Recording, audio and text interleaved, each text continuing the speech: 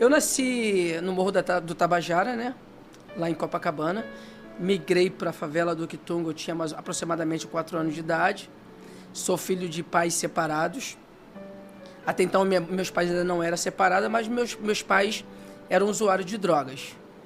Meu pai era traficante e minha mãe era gerente do tráfico. Caramba. E eu nasci dentro de um lar assim, onde a droga e tudo aquilo que era disfuncional existia dentro do lar. Meu pai, quando eu tinha de 4 para 5 anos, ele ateou fogo na casa e tentou matar minha mãe, me matar e matar minha irmã, que é 2 anos mais velha do que eu. O pessoal lá na comunidade conseguiu resgatar a casa pegou fogo e, graças a Deus, a gente conseguiu escapar. Mas por efeito do entorpecente? Não por efeito do entorpecente, mas por ciúmes da minha mãe. Ele estava no processo de separação, então, homem machista, aquela posse que é dele, ele tentou tirar a vida dela e automaticamente mataria 2 filhos também. Mas, graças a Deus, isso não aconteceu. Eu estou vivo aqui para a glória de Deus. Desde o meu nascimento, porque eu poderia ter nascido com sequelas, porque minha mãe era uma usuária de drogas, de cocaína naquela época, e de heroína, e ela tomava pico na veia. Era drogas injetáveis. Nossa. Então, graças a Deus, eu nasci perfeito. Meus irmãos também não nasceram com nenhuma sequela. Então, analisando agora, você falando, minha vida realmente é um milagre. Cresci dentro de um lar totalmente destruído, onde as drogas eram de maneira liberal. Eu via minha mãe usar drogas, os amigos da minha mãe usarem drogas. Então, para mim, tudo aquilo era bem normal. Era normal, mas eu não queria para mim. Estudava, nunca tive um apoio da minha mãe. Meu pai sempre foi ausente, porque eu não o tive. E assim, fui crescendo na comunidade, estudava, era um bom aluno, bem aplicado, nunca tinha repetido de ano. E a única referência masculina era meu irmão. Ele era capoeirista e ele trabalhava numa oficina. E ele era um bom capoeirista, jogava muito, dava vários tipos de salto mortal. Então eu me espelhava nele, virei capoeirista por causa dele. E também me tornei um bom capoeirista, no jogo de salto, eu era um dos melhores dentro da capoeira, por conta da referência que eu tinha nele. Infelizmente, ele se enveredou por tráfico de droga, virou traficante, foi trabalhar na boca de fumo. E meu mundo caiu, ali meu mundo caiu. Porque tudo que eu tinha de referência masculina, de validação, era aquele irmão mais velho, meu irmão William, ele é vivo. E quando ele virou traficante, meu mundo caiu. Porque eu sabia que o tráfico poderia me dar dinheiro, uma certa fama, mas eu sabia que era o caminho que me conduziria à morte, novo. Porque eu vi muita gente na favela morrer, muita gente sendo assassinado pelos amigos, pelos próprios amigos. Porque você sobe num poder e daqui a pouco a inveja começa a brotar e alguém tenta contra a sua vida e, infelizmente, muitos morrem. Aí meu sonho dali acabou. Mesmo assim, eu lutei durante um grande tempo da minha vida, até que meu irmão brigou com o traficante, saiu, mudou de comunidade, e eu continuei estudando e tal. Com 12 anos, eu conheci um traficante de Vitória, do Espírito Santo. Na realidade, ele era um assaltante. E ali ele me seduziu, eu já conhecia toda a malandragem da favela. E ali eu me uni àquele camarada e com 12 para 13 anos eu fiz meu primeiro assalto. Caramba, 12 anos. Ainda uma criança. Porque eu não queria ser vagabundo como meu irmão era. Ficar em boca de fumo, vendendo droga. A minha mente não aceitava aquele tipo de vida. Falei, me sujeitar, passar uma carga. Não, isso eu não quero. Para ser alguma coisa... Eu quero ser coisa grande. Eu quero ser coisa grande. Eu quero ter dinheiro. Eu quero ter visibilidade. E nesse processo que meu irmão saiu da favela por conta de uma guerra e eu fiquei na comunidade, minha avó era bruxa, mexia com espiritismo, fazia trabalho com voodoo. Então eu fui oferecido, quando criança, aos demônios, aos deuses. E eu tinha várias visões. Quando eu chegava na minha casa, toda vez que eu chegava em casa, tinha um homem grande, muito bem arrumado, de terno e gravata, com chapéu. E ele falava comigo, ele se materializava e falava comigo, você vai ser isso. Eu vou te dar isso, eu vou te dar aquilo. E tudo que aquele homem me apresentou, que ele me dá, eu tive. Caramba. E começou novo. Me tornei um assaltante, um 5-7, de 12 para 13 anos de idade. Comecei a ganhar dinheiro, notoriedade no crime e comecei a ter fama. Isso muito novo. O inimigo das nossas almas, Satanás, o diabo, ele é astuto. E ele é muito sagaz, ele é muito esperto. A gente vai falar, seu malandro, sou esperto, não é não. Não é. O mundo espiritual é real, porque eu tive lá. Eu vi com esses olhos aqui, criança, minha avó, entrar no fogo e não se queimar. Rolar no tapete de vidro e não se cortar, incorporada. Eu vi isso. Eu vi pessoas levitando do chão. O mundo espiritual, ele é real. Então, eu já tinha um contato de maneira indireta, participando de tudo isso, vendo a minha avó. Então, eu sabia que eles se materializavam e ele falava. Quando ele me prometia que ia me dar fama, era um desejo que eu tinha. E eu expressava esse desejo. Eu sempre falava assim, para ser vagabundo, que nem meu irmão, eu não quero. Eu quero ter fama, eu quero ter dinheiro. Então, o diabo, ele ouve tudo, ele está ao nosso derredor. Isso aí. Ele ouviu aquilo que estava no meu coração e foi falado pela minha boca. Foi declarado, então, ele se materializou, ele falou assim, ó, vou te dar fama, vou te dar dinheiro, você vai ser conhecido. Tudo que você quer, eu vou te dar. Então, é muito fácil ele lançar uma profecia daquilo que eu já tinha falado, que eu já tinha comentado. E essa profecia que eu queria, eu precisava de ajuda de alguém. Então, ele veio, se materializou e ele me deu os caminhos. E me dando os caminhos, ele também me deu as obrigações. Você tem que fazer trabalho X. Você tem que fazer obrigação X. E se eu não fizesse as obrigações, aí tinha uma cobrança. As entidades, ela falou assim, ó, vou te dar isso, isso, isso, mas você tem que fazer, matar 7 galinhas pretas e oferecer isso, isso na encruzilhada. Você tem que fazer isso e isso no cemitério. Então, são as obrigações. São vários tipos de trabalho que as entidades cobram dos seus adeptos. Mas quanto maior o pedido... Quanto maior o pedido, quanto maior o pacto que você faz, maior aquilo que você sonha. Seus sonhos, você esboça para ele aquilo que você quer. Ó, eu quero isso, isso, isso. Ah, tá bom, você quer. Então você vai me oferecer isso, isso na encruzilhada. Foi assim que ele começou. Eu comecei a fazer pequenas oferendas, pequenas ofertas. Isso eu vou contar lá na frente. Uhum. E quando ele me pediu para eu ir no cemitério, violar uma catatumba, no caso um caixão, e enfiar a mão no defunto 7 vezes e botar na boca, eu falei, isso eu não faço. Eu tinha 14 anos de idade quando uma entidade mandou me chamar. Eu estava na favela, eu já tinha feito vários assaltos. E eu tinha feito um assalto com um amigo, que a gente tinha feito um ganho muito grande, joias, armas, e ele cresceu o olho, mas até então ainda não sabia de nada. A entidade mandou me chamar, eu desci e fui. Estava lá sentado, tinha 7 cigarros assim, ele fez assim, acendeu os 7. Ele estava fumando um cigarro, botou na boca, eu falei, você não adianta me impressionar, porque tudo isso aí eu sei. Eu conhecia, minha avó fazia tudo aquilo ali. Eu falei, não adianta me impressionar. Ele disse, você é muito abusado. Tá vindo uma tempestade negra, muito negra para o seu lado, e você precisa fazer isso, que era o trabalho de eu ir no cemitério e comer vísceras humanas. Quando ele falou que eu tinha que fazer esse trabalho para essa tempestade se dissipar, eu me opus a não fazer. Porque por mais que eu quisesse fama, por mais que eu quisesse poder no tráfico de droga, a influência, na época era um comando vermelho, eu não queria comer gente, eu não queria comer víscera podre, apodrecida, eu não queria isso. Aí eu falei para ele assim, eu não vou fazer isso. Ele disse, se você não fizer, eu vou te matar.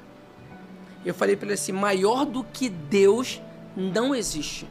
E eu desafiei, no caso, Satanás, se você não me matar, eu te mato.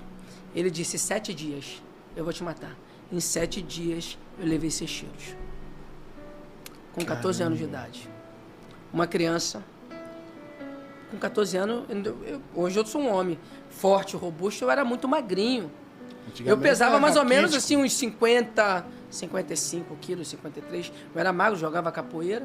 Então, no dia 19 de setembro, eu não esqueço essa data, de 1989, eu levei 6 tiros. Eu estava arrumado, muito bem arrumadinho, estava começando com a comunidade. Aí esse parceiro, pô, vamos lá fazer a divisão dos negócios. Quando eu fui, cheguei lá, era uma emboscada, ele disparou uma pistola e me deu 6 tiros. Eu fiquei jogado na rua, isso foi lá em Bras de Pina, próximo da favela do Quitungo. Eu fiquei jogado na rua, não sei por quanto tempo eu fiquei jogado na rua. Quando eu acordei, eu sabia que tinha sido alvejado, mas até então não sabia que eu estava baleado. Eu levantei, um monte de gente ficou assustada, eu comecei a correr, entrei no 903, que era Manguinhos. Quando eu entrei no ônibus, sentei no banquinho da frente, quando eu percebi que eu estava tendo sono, quando eu botei a mão no rosto, sangue. Aí eu entrei em desespero, entrei em pânico. Aí comecei a gritar que ia morrer, e me balançava, porque eu não queria adormecer, quando veio uma menina, que eu tenho certeza que essa menina, se ela não foi uma enviada de Deus, ela era um anjo, ela tocou no meu braço e disse, você não vai morrer. Eu falei, mas eu tô perdendo muito sangue. Eu levei aqui, ó. A câmera tá ali, dá pra ver, eu levei 3 tiros aqui. Execução mesmo. E foi próximo, foi 2 metros de distância.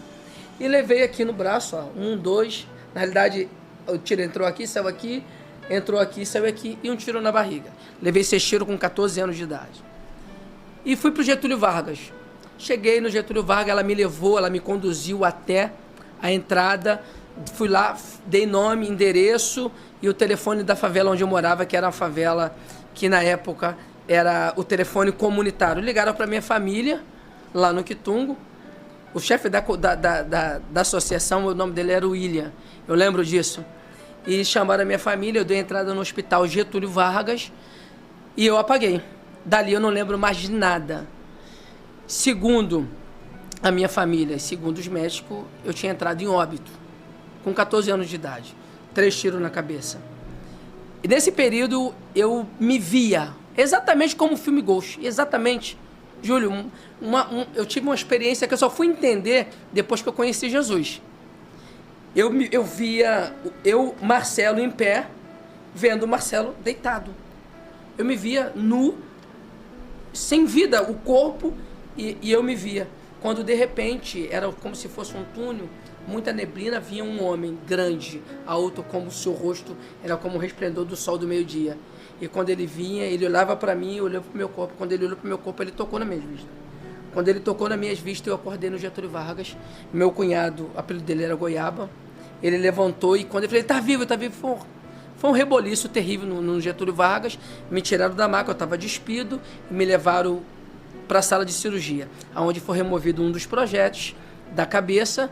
Eu trouxe, pode mostrar? Pode, claro. Eu trouxe aqui, ó. Aqui, tá aqui, assim. Não, ao contrário. Ao contrário, né? Aqui são os olhos, então tá de cabeça para baixo. É assim mesmo? É assim mesmo. É assim mesmo, né? Então tá aqui, ó. Olha. Aqui, tá lá, aqui é o buraco. Eu descobri aqui que ele é técnico de... Formado em radiologia também. Formado em radiologia.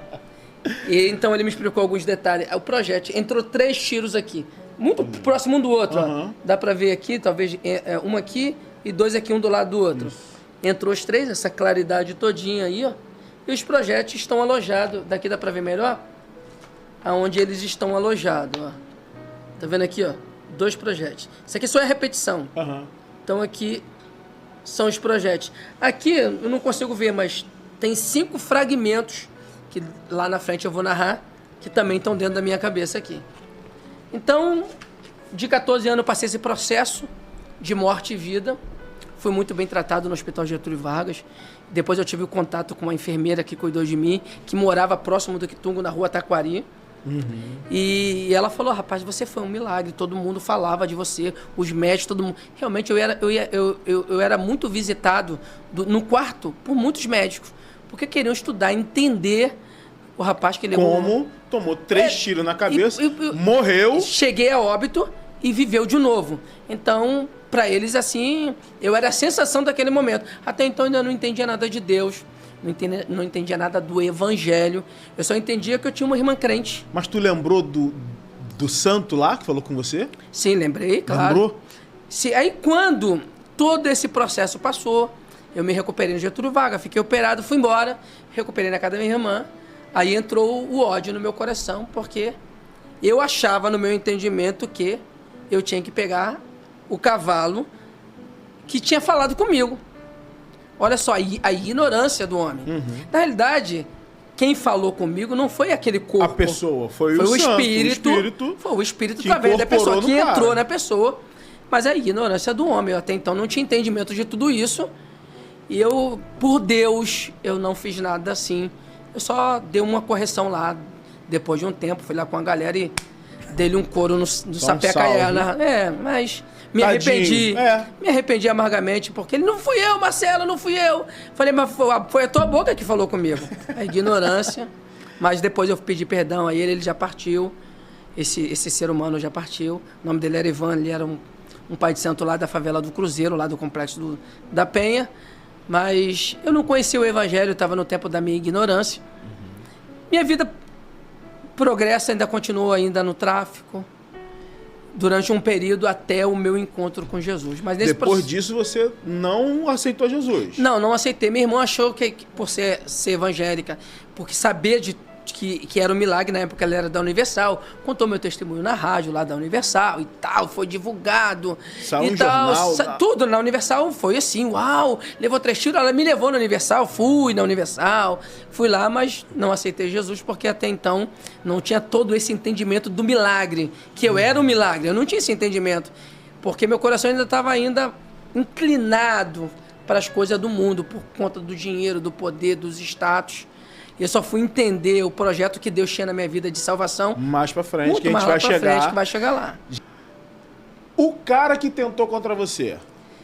Esse é um processo muito, muito grande. Logo naquele período ali, tu queria vingança, Sim, né? Com certeza. Eu tinha um ódio mortal daquele camarada, porque ele era... Até então ele era meu amigo. Era o cara que fumava baseado junto comigo. Era o cara que cheirava no mesmo canudo comigo. Era o cara que comia no mesmo prato que eu comia. Então, qual motivo levou esse cara a tentar me matar? Hoje a gente sabe que foi o espiritual. Sim. Além da ganância, do olho grande, da inveja. Porque, na realidade, eu era um cara destacado. Porque, mesmo sendo um fora da lei, eu sempre fiz as coisas sem agressão, sem violência. Eu nunca quis machucar o próximo. Nunca foi a minha intenção machucar ninguém, mesmo assaltando. Se desse algum BO, acontecesse alguma coisa no percurso do assalto, não poderia ter vítima. Eu me entregaria. Eu sempre tive essa mentalidade. Mesmo no mundo, mesmo no crime, eu sempre respeitei o direito das pessoas. Eu não tinha direito de cometer nenhuma violência, já que eu já estava roubando, furtando de alguém, eu não poderia dar tiro em ninguém. Nunca passou pela minha cabeça um latrocínio, nunca. Então eu era um cara que prezava pela vida e pela família, mesmo sendo... Porque eu vim de uma família destruída. Eu nasci para dar errado. Seu pai era um traficante. Sua mãe era gerente do tráfico, uma usuária de drogas. Você usou droga, eu usei droga antes mesmo de nascer. Teu irmão, que era teu ídolo, que você venerava, vira traficante. Tua irmã, as duas, vira mulher de vagabundo. O que é que você vai ser, cara? Eu tinha tudo, Júlio, para dar errado. Tudo para dar errado, tudo. Mas, graças a Deus, com pouco... E detalhe, eu fiz tudo isso e ainda continuava estudando. Caramba, que legal. Porque eu queria... Eu buscava no tráfico ter um poder para poder me igualar às pessoas que tinham uma família, as pessoas que tinham um tênis para usar, uma roupa para usar. Eu não tinha nada, cara. Imagina, minha mãe foi abandonada com 7 filhos. O que eu tinha? O que ela poderia me dar? Ela, além de ser usuária de droga, ela trabalhava. Ela trabalhava no Hospital da Lagoa, na limpeza do Hospital da Lagoa, e sustentava o vício dela e 7 filhos. Então a gente foi crescendo ali sem ter nada, sem ter nenhuma esperança. Infelizmente eu me enveredei mais. E a primeira vez que eu usei drogas, eu nunca fui fã de usar drogas. Mas a primeira vez que eu usei drogas, eu usei com a minha mãe. Caramba. Eu fiz um assalto. Na realidade, o que aconteceu? Por que você entrou no crime, Marcelo? O que foi o ocorrido, além do seu irmão? Minha irmã, a do meio, a Ilma, hoje ela é pastora. Ilma, um beijo, eu te amo. Te amo, é pra lá? Te amo, Ilma. Ela é pastora de uma igreja lá em Mesquita.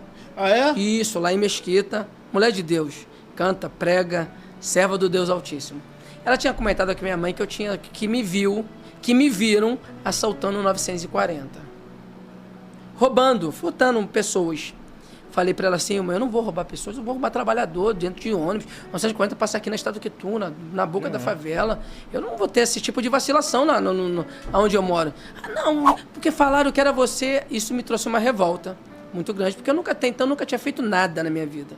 Falei pra ela assim, agora eu vou partir de hoje, eu vou roubar, vou virar bandido, vou virar assaltante. E quando eu fizer, eu vou mostrar pra vocês. Quando foi o percurso de 13 para 12, eu fiz um assaltante com vagabundo lá de Vitória e falei assim, agora eu virei ladrão. Agora eu virei bandido, porque você falou que eu estava roubando e não estava. Aí falei para minha mãe assim, agora você vai cheirar comigo. Porque até então também não usava drogas. Mandei comprar lá no Acari, que era a melhor cocaína do Rio de Janeiro na época, a tal de Marrom Alcione, e fui lá e cheirei com a minha mãe. Falei assim, você não vai ouvir que falaram. Você tá vendo que eu tô usando. Minha mãe era uma dependente química, assim, de uma maneira terrível. E ela cheirou comigo como se eu fosse um coleguinha assim. Exatamente. Normal. Ela me introduziu nisso. Aí levei o cheiro, continuei no tráfico de drogas. Assim, tráfico, entre aspas, porque eu nunca fui traficante, nunca trafiquei, mas vivia com a galera do tráfico, porque quando a gente tem arma, tem um poder, a gente assalta, a gente fornece também o tráfico. E aí fui crescendo, 17, 18, fazendo vários tipos de assalto. Aí com 20 anos eu já estava indo para a igreja, porque um amigo que eu comentei contigo, o nome dele é Cláudio Fernandes. Ah, pensei que fosse professor de psicologia de vários colégios lá em Natal. Ele estava evangelizando na comunidade, eu estava fumando baseado. Sempre tive muito respeito pelos cristãos. Aí quando ele veio, eu fui escondi a arma e apaguei o baseado. Peguei ele assim, com uma abordagem assim leve, me apresentando um Cristo que eu nunca tinha visto. Sabe, falando a minha linguagem. E aí, jovem e tal, e aí, tudo certo, mano? Batendo na minha mão.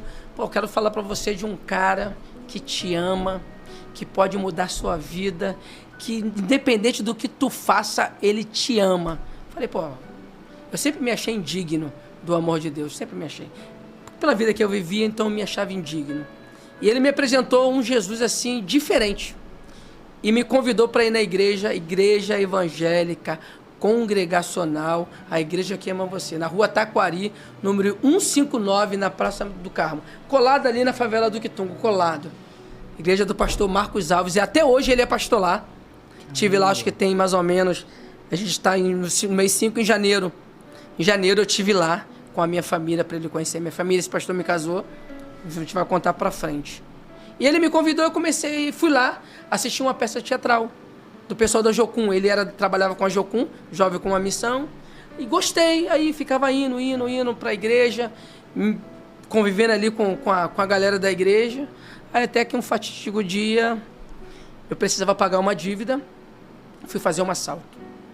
Na realidade, esse assalto foi um sequestro. E já estava tudo certo, já estava já com resgate, com dinheiro.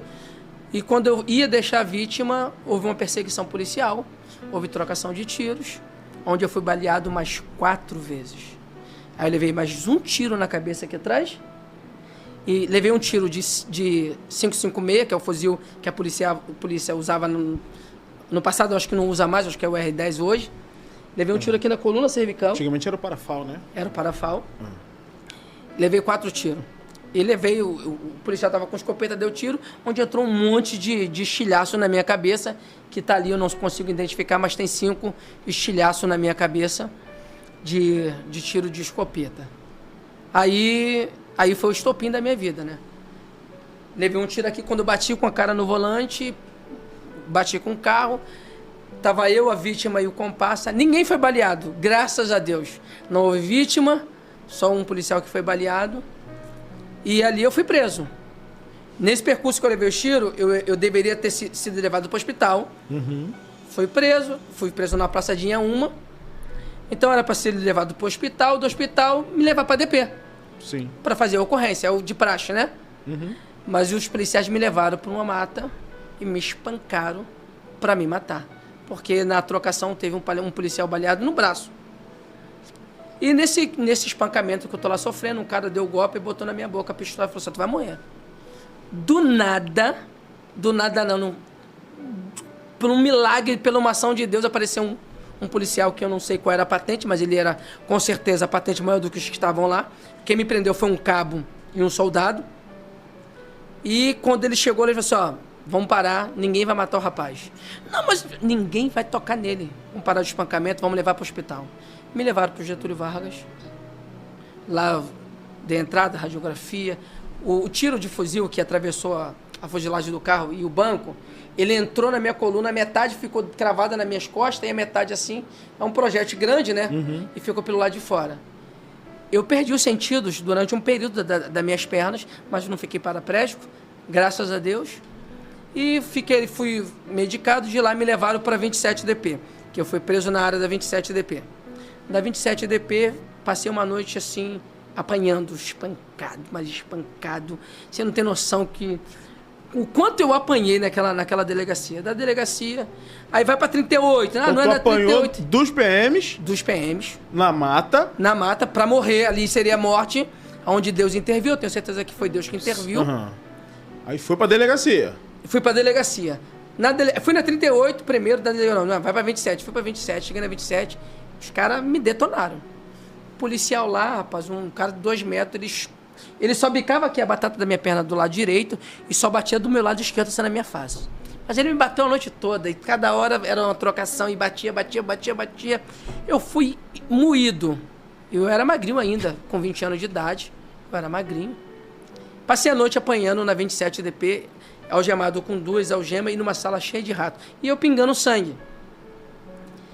Ali já era o tratamento de Deus na minha vida. Eu precisava passar por tudo isso. Caramba. Aí, da 27 de manhã, o plantão muda e eles falaram assim, ó, você agora vai pra 40DP, vai ficar lá. O policial falou assim, rapaz, tu tá num estado deplorável, meu Deus do céu. Não vou nem te tocar, porque quando chega lá, tu vai ver que aqui é o inferno. Aí... entrei na caçapa e tal, aquele processo, e fui para 40. Cheguei na 40, eu tirei o gema do rapaz, o chefe da carceragem, o nome dele era Martinhos. Eu não esqueço dele nunca. Já encontrei com ele já, no shopping depois e tal, vou contar assim depois. Seu Martins. Cheguei na 40, ele não estava. Aí, eu entrei pro setor e mandou me chamar, ele chegou, ele falou assim, ó, você tá mal, rapaz? Eu falei, tô. Aí ele falou, você tá com fome? Tô. Aí me deu todinho na boca e pão. Não, fica com a mão, tá com a mão descansada. Me deu na boca. Falei, beleza. Tu já tá estranhando, né? Estranhei, claro, mas... Paulada a noite inteira. Rapaz, depois ele falou assim, meu nome é Martins, eu sou o chefe aqui da carceragem, e aí eu sou o Deus daqui e o diabo, a sua alma me pertence. Minha lágrima só deu uma caidinha, né, tal. Fiquei no sapatinho. Ele me levou lá pra cima e me botou sentado com os pés assim. Falei assim, ó, se tirar, dou na cara. Ele estourou a sola dos meus pés com a madeira, aqui na ponta tinha uma borracha. Isso depois de te dar todinho? Depois de ter me dado todinho em pão.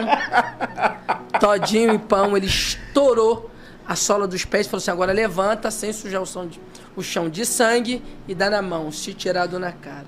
Deu 10 em cada. Estourou isso aqui ficou em carne viva, ele acabou com a minha vida. Eu passei 4 dias desmaiado na cadeia, dormindo. De tanto que eu apanhei. Meu Deus. De tanto que eu apanhei. Apanhei demais, apanhei assim num processo terrível. Mas eu acho que tudo isso pra mim foi bom.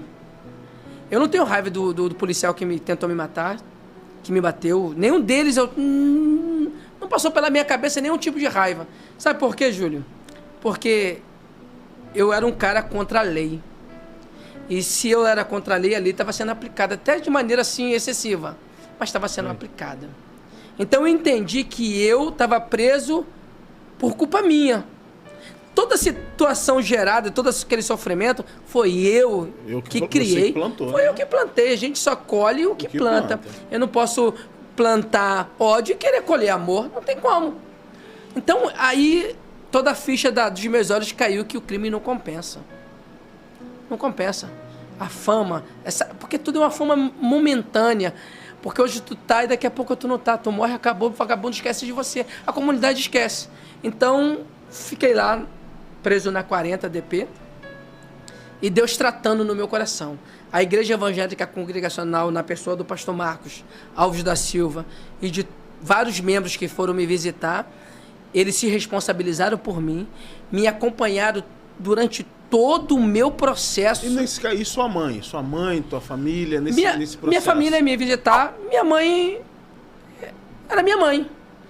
Sempre ia lá? Sempre lá, sempre. Minha mãe nunca deixou de me visitar, minhas irmãs não deixavam de me visitar. Aquilo, né? Mãe é mãe, né? É tipo assim, eu era o cara na delegacia, no caso da concentradora 40, eu era o preso mais visitado. Era eu e o Boizinho de Vigário, que era um dos líderes do Comando Vermelho na época, que morreu indo lá para Vigário por causa da morte do Tim Lopes, do jornalista. Então, eu e ele era o cara mais visitado. Mas eu, tipo assim, a minha visita só era sexta-feira. O poder do dinheiro faz você ter visita todos os dias. Eu tinha visita todos os dias e eu tinha mais ou menos umas 10 visitas por dia. Caramba! Porque o poder do dinheiro. Nessa época tu já tinha muito dinheiro? Eu já tinha muito dinheiro, não, mas eu era um cara que eu tinha dinheiro, porque eu fazia meus assaltos, eu dava pros pobres, eu sempre gostei de ajudar as pessoas, e tinha uma reservazinha. E quando a reserva acabou, a comunidade, os comerciantes, mandava, a gente chama na cadeia sucata. Manda a sucata do preso, que manda o biscoito, o todinho, o suco e tal. A comunidade mandava para mim as frutas, mandava os comerciantes. Eu sempre tive, porque eu sempre fui um cara do bem. Sempre ajudava, assim, o menino assim, de família, queria entrar no tráfico. Não, você não, sai daqui. Não, mas eu quero ver, rapaz, isso aqui não é vida para você não. Antigamente tinha isso, né? Tinha. A gente não queria que os menores se colassem para poder virar vagabundo. A gente, não, você não. Sai daqui, tua família é direito. Porque, na realidade, o tráfico também tem mandamentos. Existe leis. Existe a lei. Existe leis. Isso você pode, você não pode. E o tráfico não é uma coisa assim... bagunça. Não é bagunçado, não. Tanto que o crime, já chama de quê? Crime organizado. Eu nunca quis o tráfico. Eu nunca quis as drogas. Eu queria ter uma vida melhor. Mas eu não tive oportunidade. E quando eu tive a oportunidade, eu agarrei com unhas e dentes. Aí fui acompanhado pela Igreja Evangélica Congregacional, pastor Marcos Alves. E eles me deram suporte, acompanhou todo o meu processo. E quando eu fui a primeira, a segunda, a terceira vez, quando eu fui ouvir a ciência, que eu fui julgado e condenado. E a cadeia, ela te dá muitas lições. Porque a cadeia é o pior lugar que existe no mundo, cara. É o pior lugar e é o melhor lugar. Para quem quer realmente mudar de vida e ter uma vida diferenciada, na cadeia ali é o momento de você refletir de tudo que você viveu, de tudo que você fez, de tudo que você se tornou e o que você ainda pode se tornar. Não é o fundo do poço, não é o estágio terminal. A cadeia é para você acordar e cada minuto, cada dia na cadeia, para mim, era um tormento, porque eu sofro da síndrome do pensamento acelerado, então eu penso muito, e raciocínio demais, então, pra mim eu via os vagabundos lá, tudo tranquilo e tal, como se cadeia fosse um spa. Infelizmente, é assim. Já vi muitos vagabundos sair numa semana e voltar na outra, na cadeia. Já vi muita gente acontecer isso, com os 4. Mas pra mim não, pra mim ali era um aprendizado e eu sabia que Deus estava me dando uma oportunidade. Fui acompanhado, fui julgado, condenado, saí dali, fui direto para a igreja me abraçou, me acolheu e me mostrou assim, esse é o caminho. O caminho, a Bíblia diz que em João 8:32, conhecereis a verdade e a verdade vos libertará. No 33 diz, se o Filho do Homem vos libertar, verdadeiramente sereis livres. Eu falei uma coisa para Deus preso, que Deus ouviu. Porque eu falava com os demônios, eu sabia que eles falavam comigo. Mas eu até então nunca tive a ousadia de falar com Deus e ouvir Deus. E saber que Deus ouviu e Ele falar comigo. Eu estava um dia assim na cadeia, na minha cela. Eu estava na pior cela do setor. Na cela 10, onde estavam todos os traficantes periculosos. Era uma coisa horrível. E eu estava com a mão assim entre as grades, olhando assim para ver assim um pouco do céu. E eu falei para Deus assim, na minha mente. Falei, Deus, eu entrego a minha vida para você. Eu sei que tu existe. Eu não vou falar para ninguém que eu sou crente, que eu vou... Porque na cadeia todo mundo se converte. Todo mundo vira crente, na rua todo mundo abandona o evangelho. Falei, mas eu vivi tudo isso que eu vivi, o Senhor me deu oportunidade. Eu só te peço uma coisa, Senhor. Não permita que eu passe mais de 15 anos aqui preso. Porque senão eu vou ficar louco, eu sou novo. Tinha 20 anos de idade. Falei isso para Deus. Eu vou sair daqui, a partir de hoje, a minha vida é tua. Meu comportamento na cadeia mudou. Não tinha mais, e aí, rapaziada e tal. Não. As gírias foram embora assim, de uma maneira assim, não forcei nada. Foram embora. E o interessante é que, nesse período que eu me entreguei para Jesus, teve um surto de furúnculos na cadeia e muita coceira, muita sarda na cadeia. Isso acontece muito. E, pô, eram umas placas de concreto assim enorme. O meu setor cabia 8 pessoas, tinha 32 pessoas presas naquele setor. Nossa. A gente fazia revezamento de botar assim um lençol na grade e sentar assim, fazer uma rede só para sentar assim, ó, e ficar de cócora sentadinho. Dormir no chão, todo mundo de valete, assim, de braço, um colado no outro. Quando cansava, todo mundo tocava, todo mundo tinha que virar. Então, eu passei um processo muito ruim na cadeia. Caramba. Eu peguei um verão que lá dentro era 50 graus. Verão brabo, que eu fui preso em dezembro. Então, pô, outubro, novembro, dezembro, janeiro. Meu Deus, que sol brabo, pauleira. Parece uma estufa lá Uma dentro. estufa. Então, eu sofri muito lá dentro. E eu aprendi muito. Então, tudo isso me ensinou. Aí, nesse processo que eu me entreguei para Cristo, sem falar, todo mundo começou assim do nada, irmão, ô irmão, ô irmão. Ô irmão, já não era mais o vagabundo, não era mais o Marcelo, não era mais o Camonja, era o irmão.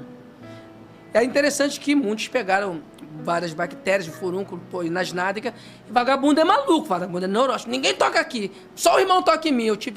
Eu cuidei da cadeia toda, graças a Deus, eu não peguei nada, nem uma coceirinha, nem um calombo eu peguei. Minha família forneceu alguns remédios, que a população me ajudava lá, e eu cuidei de todo mundo, estourava furúnculo, cuidava da rapaziada todinha, e ali começaram a me chamar de irmão, de irmão, de irmão. Aí comecei a fazer culto dentro do setor, e dali foi o irmão, e quando o irmão saiu de lá, antes do irmão sair, no dia 9 de janeiro, foi a minha audiência para ouvir a ciência, no caso a minha pena, né? Que a gente chama de ciência lá na cadeia. Quantos quilos eu ia pegar, que a gente, os vagabundos usam esse termo. Aí um preso, o apelido dele é Cazuza, o nome dele é Humberto. Ele falou para mim, pô, irmão, poxa, Deus me deu uma palavra aqui, e, poxa, Deus falou para mim que você vai embora. Falei, qual é, Cazuza, tá brincando comigo? Vou pegar aí, poxa, uns 20 quilos. Ele disse, não, Deus falou para mim, eu estava no 57, formação de quadrilha, corrupção de menores e tentativa de homicídio. Ainda estava no CECPES, só crimes, vários crimes aí que dá aí somando as penas, dá 200 e poucos anos de cadeias, que tudo resume em 30. Então, eu falei, caraca, e eu só pensava, não posso ficar muito tempo preso, porque no meu setor tinha algumas pessoas que estavam 5, 6 anos presos, os caras estavam loucos. Os caras estavam loucos, não sabia nem quem eles eram. Falei assim, eu não quero ficar maluco, eu tô novo demais. Me identificaram como irmão. Cuidei, aí quando o Cazuza veio com aquela palavra para mim, ele falou assim, irmão, confia. Aí nesse dia, eu não tava esperando nada, eu falei assim, ó, gritaram meu nome, ó, Maracanã, audiência. Aí desci, troquei de roupa, desci e fui. Cheguei lá num fórum, lá no centro, fui me apresentar, estava com de processo, algemado pelas costas, isso é horrível ainda, né? Aí depois a promotora não pode tirar a algema, bota de frente, me botou de frente. Ela me fez uma pergunta, aquilo mexeu comigo. Ela falou assim, quantos anos você tem? Eu falei, fiz 21 ontem. Ontem, era dia 9 de janeiro. Ela disse, morreu 3 jovens da sua idade. E eu fiquei feliz.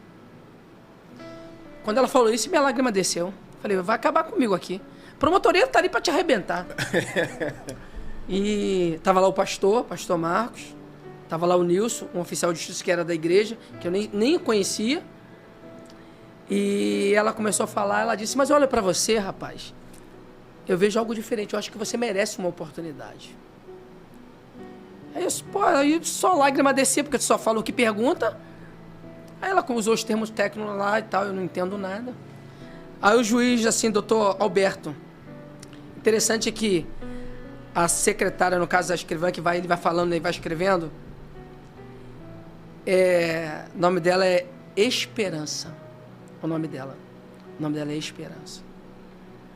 E ela estava lá digitando, ele olhou para mim assim e falou assim, rapaz, não existe lei para te absolver, não. Eu vou te condenar, mas eu vou te dar uma oportunidade. Segura na mão desse teu Deus aí, não larga nunca mais. Quem disse para ele que eu tinha aceitado Jesus? Quem disse para ele que o Cristo entrou dentro do meu coração? Lá naquela oração. E que eu tinha entregado a minha vida a ele. Quando ele falou aquilo, eu comecei a chorar. E ele me condenou e me deu liberdade assistida. Eu fui condenado a 2 anos e respondi 6 anos de cadeia. O oficial de justiça, Nilson, que estava lá, que era da igreja, ele pediu lá para poder levar o meu alvará de soltura, porque eu já tinha passado o horário, já era 6 e pouco, até eu chegar na 40 já era 7 e pouco, e nenhum preso saísse o horário da cadeia. E quando eu cheguei na 40, ele já estava lá com o meu alvará de soltura. E quando eu cheguei, ele disse: tu vai embora hoje, tu vai embora agora. Eu não acreditei. Eu entrei, falei para a rapaziada: não quero nada, tudo aí é de vocês. Não peguei nada. Falei, só. E começou a bater na grade: ah, irmão, vai embora, aquela alegria da rapaziada que estava no meu setor ali, que eu ajudei, que eu cuidei. E dali eu fui direto para a igreja. E a partir daquele dia, a minha vida foi transformada pelo poder do amor que está em Cristo Jesus, o nosso Senhor. Minha vida mudou. Fui trabalhar na escolinha da igreja. Minha mãe não me aceitava como crente, né? Passei um aperto terrível com a minha mãe, rapaz. Ela não te aceitava? Não aceitava. Todo mundo era vagabundo lá em casa. Então, a luz não se combina com as trevas. O certo era de uma mãe ver um filho que saiu, que levou tiro, que sofreu, que tá... Era ver um filho feliz, né? Uhum. Era pra ficar feliz, mas não. Satanás usava aquela minha mãe de todos os jeitos, rapaz. E ela jogava minha roupa, morava num beco, cruzamento com onde o Cláudio morava. Uhum. E ela: você é crente corrupto, você é crente sem vergonha, não sei o quê, me bate. Nunca toquei nela. E eu falava: mãe, e com muito amor, muito respeito, muito carinho. E, sim, tristeza ao mesmo tempo. Um dia eu tava na igreja, no culto, no dia de domingo. Rapaz, minha mãe chega pancada, drogada de cocaína com meus 2 irmãos mais novos. Na igreja começou a gritar e falar que eu era isso, que eu era aquilo. Minha vontade era de me esconder e sair pela tangente. Mas Deus me deu um espírito de ousadia. Eu falei: pastor, minha mãe. Quando eu falei pastor, minha mãe, ele foi lá. Pastor Marcos Alves, ele abraçou ela. Mas ele foi com tanto amor, com tanto Deus, que os demônios saíram. Ela caiu por terra, ela mudou. Estava drogada, ela ficou boazinha. Na hora. Se mudou de... Só com um abraço? Só com um abraço. Essa igreja, esse logo, a Igreja Evangélica Congregacional, a igreja que ama você, é uma igreja que mudou a vida de muitos jovens lá na comunidade. Muito. Inclusive mudou a minha. O pastor me deu a oportunidade de trabalhar na igreja. Depois ele me levou para a Light, onde ele trabalhava. Ele era chefe de setor na Light. Depois eu trabalhei como office boy particular do diretor da Light, Dr. Aristóteles Drummond, ou Drummond, uma coisa assim.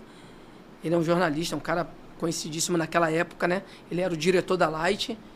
E ali eu congreguei com eles durante um período. Depois eu me mudei de bairro. Quando eu mudei de bairro, aí eu saí da igreja. Eu fui confrontado pelo Senhor. Lembra aquele camarada que me deu 6 tiros quando eu tinha 14 anos? Isso. Eu amava Jesus Cristo, eu amava o Evangelho, eu amava as pessoas, mas eu tinha um certo ressentimento no meu coração contra aquele camarada. Tinha um ódiozinho, né? Aí, lendo a Bíblia, um certo dia, lendo a Bíblia, fui confrontado com um texto que está em Epístola de João, que diz: aquele que diz que ama a Deus e não ama a seu irmão, empresta só amor ao diabo. Como que você pode dizer que ama a Deus a quem não vê e você não consegue amar quem vê? Caraca, aquilo foi como uma flecha no meu peito, no meu coração. Falei: cara, eu tenho que amar esse cara. Procurei a esposa dele e fui visitar esse cara na cadeia. O nome dele é Newton, apelido Negritinho. Quando eu cheguei na cadeia, eu já sabia que ele tinha levado... Ele me deu 6 tiros e levou 12. Sabia que ele estava cego, estava todo arrebentado. Mas eu precisava liberar o perdão para eu ser curado. Quando eu cheguei lá no Esmeraldino Bandeira, isso, um presídio de Bangu. Quando eu cheguei lá, eu entrei no portão. Quando ele me viu de longe, ele caiu de joelho e começou a gritar: Camonja, me perdoa, me perdoa, me perdoa, não era eu, Camonja. Me chamando pelo apelido, não por Marcelo. E veio a sua ajoelhando, gritando. E eu fui lá, abracei, perdoei, o perdão foi liberado, eu fui liberto, transformado pelo aquele sentimento que eu tinha no meu coração. E ali, Deus assim deslanchou, Deus abriu o leque da minha vida. Voltei a estudar, fiz um 2º grau técnico e comecei a trabalhar com obra, comecei a trabalhar com 2 profissionais na minha comunidade. Isaac Baiano, um cearense e um mineiro. Um cearense e um baiano, perdão, cearense e um baiano. Trabalhei com os caras 3 meses. Falei pra eles, aprendi tudo de obra, agora eu sou profissional. Os caras, tu tá maluco, rapaz? Falei, sou profissional. Fiz cartão, distribuí na favela, todo mundo gostava de mim. Comecei a fazer obra e tal. Dei alguns moles, é claro. Normal. Fiz alguns erros, comecei a fazer curso, estudar. Comecei a ganhar dinheiro, porque obra dá dinheiro. Comecei a ganhar dinheiro, daí fui me profissionalizando, abri uma construtora e comecei a dar oportunidade a jovens que estão cumprindo um processo em liberdade. Pessoas que ainda usam droga, eu trabalho com pessoas que ainda usam drogas, porque eu não posso discriminar essas pessoas, porque um dia alguém me abraçou, alguém me ajudou, e eu trago essas pessoas para mim. E um desses jovens ele usa crack, o nome dele é Kleb, ele mora na Cidade Alta, ali na subida do escadão dos prédios. E a gente está fazendo obra no 19º GBM, o coronel falou para mim assim, Marcelo, rapaz, o cara que mais trabalha nessa obra é aquele ali. Eu falei, poxa, coronel, ele é um dos melhores pintores que eu tenho, mas ele é usuário de crack. Não vai roubar, já trabalhou. Eu faço muita obra em banco. A gente trabalha em banco, ele não mexe em nada, mas se ele sumir é porque teve uma recaída. Eu lutei com esse jovem durante 8 anos. Ele sumia, depois voltava, já busquei ele na Cracolândia, já busquei ele no Jacaré, já busquei ele na Brasil. E sempre dava oportunidade para ele, porque ele é uma pessoa boa, mas infelizmente é dependente das drogas. E por fim, agora, durante 8 anos, ele sumiu e eu nunca mais o vi, mas e se eu ver, eu trago ele de volta. Então, por que eu trago essas pessoas para mim? Porque eu tive uma vida difícil, uma vida excluída da sociedade, então eu tenho que trazer. E eles se sentem excluídos. Então eu trago, reintegro a sociedade e mostro para eles, ó, tá vendo? Essa aqui foi a minha vida mudou. Hoje eu trabalho para a PM, faço obra na PM, obra no Bombeiro, fiz obra na Aeronáutica, tô lutando aí para entrar na Marinha, a gente vai entrar se Deus quiser. Amém. Já tirei o CICAF para isso. Então, Deus abre porta e é interessante que eu não conto da minha vida para ninguém. E quando eu estou assim, com o coronel, com o major, com a galera que eu lido direto, eles são muito curiosos. Aí perguntam, Marcelo, que cicatriz é essa? Eu não minto. Aí eu penso assim, é tiro. Tiro na cabeça. Eu falei, é tiro, coronel.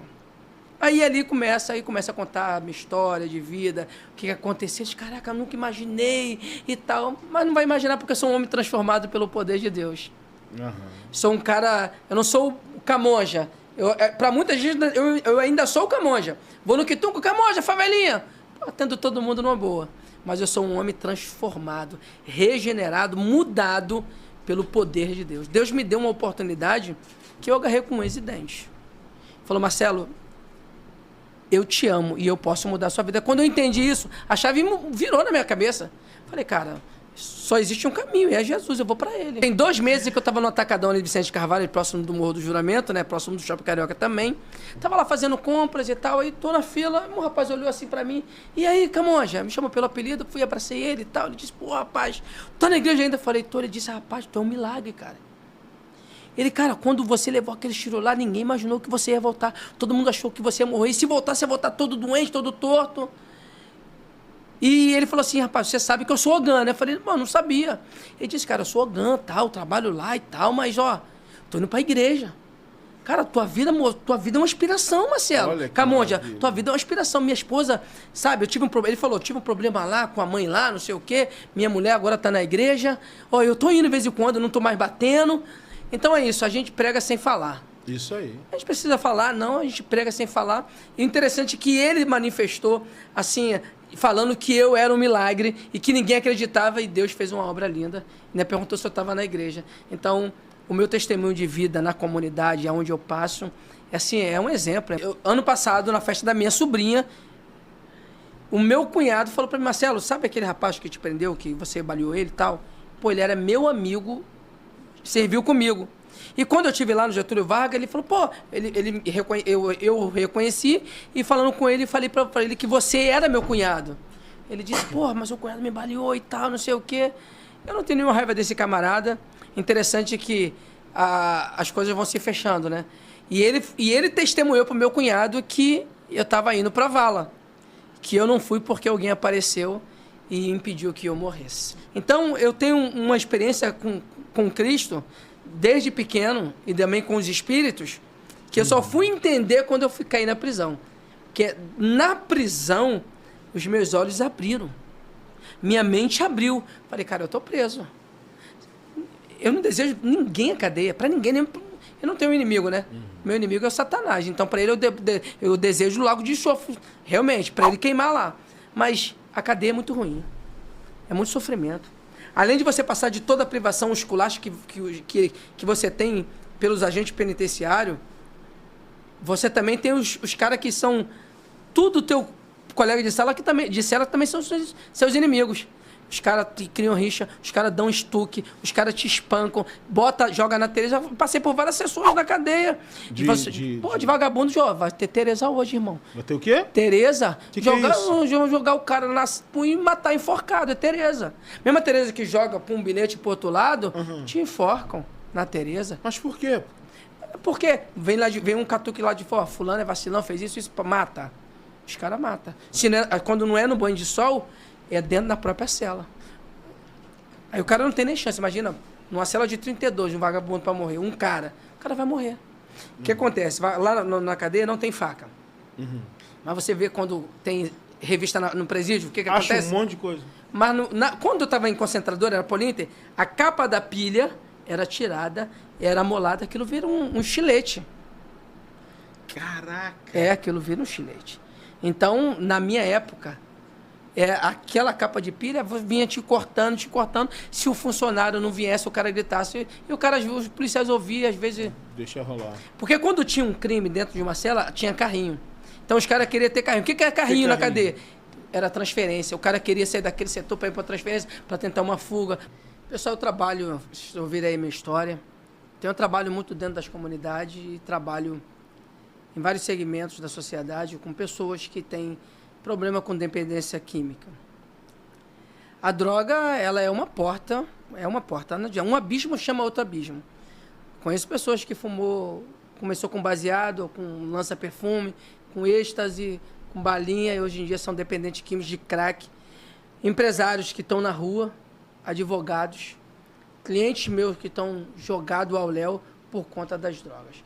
Você que mora na comunidade, que acha que... Porque a maior referência, Júlio, de um adolescente, de uma criança, dentro da favela é o vagabundo, é o traficante. O cara arrumado, isso é o traficante da alta.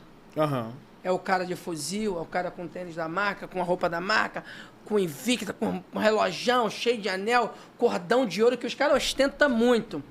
E ostenta pra valer, cheio de mulher. O cara tem 10, 20 mulheres, 15 filhos na favela. Então, essa é a ilusão que o tráfico te prega. Essa ilusão de poder, de soberania, que você manda, entre aspas, os caras realmente manda fechar tudo, mas é um caminho que o fim dele é a perdição. Ou é a morte, ou é a cadeia. Não tem a opção de... não tem. Quando você ainda cai na cadeia, você ainda para analisar, pensar, ok, e tem a oportunidade de mudar. E quando não, eu recebo fotos de várias comunidades de jovens, minha alma geme, de 13, 14, 15, 16 meninas assassinadas, violentadas. É angustiante, é triste para mim ver jovens que poderia estar estudando, que poderia estar sendo aproveitado num curso profissionalizante. O nosso governo, a nossa prefeitura, poderia usar melhor as ONGs dentro da favela para realmente fazer um trabalho social dentro da comunidade, dando oportunidade de profissão e dali o menino já sair praticamente empregado. Isso vale a pena.